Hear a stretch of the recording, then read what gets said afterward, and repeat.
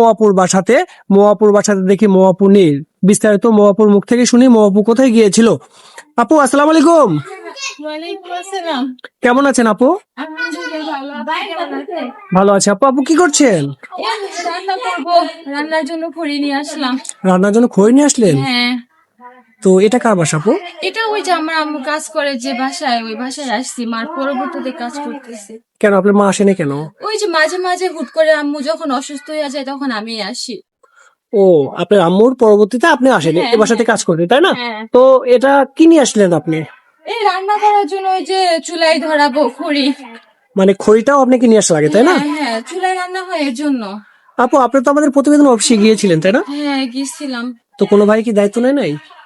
কেউ দায়িত্ব নেয় না, সবাই শুধু ফোনে কথা বলে, কথা বলার পরে তারপরে রেখে দেয়, বলে দেখছি, তারপর আর কোনো দায়িত্ব নেয় না। কেউ দায়িত্ব নিচ্ছে না, তাই না? না। আপু তো আমাদের আপনাদের এখান থেকে তো আমাকে ফোন দিয়েছিল, বুঝতে পারছেন যে আবার আপনি প্রতিবেদন করবেন, এই জন্য আমরা কিন্তু আবার এসেছি। তো আমরা যদি একটা ভালো মনের মানুষ খুঁজে দিই, তাহলে আপনি বিয়ে করবেন? ইনশাআল্লাহ বিয়ে করবো। বিয়ে করবেন, তাই না? আপু আপনার নাম? মু আপনার দেশের বাড়ি? ময়মনসিং। আপনার ফ্যামিলিতে কে কে আছে?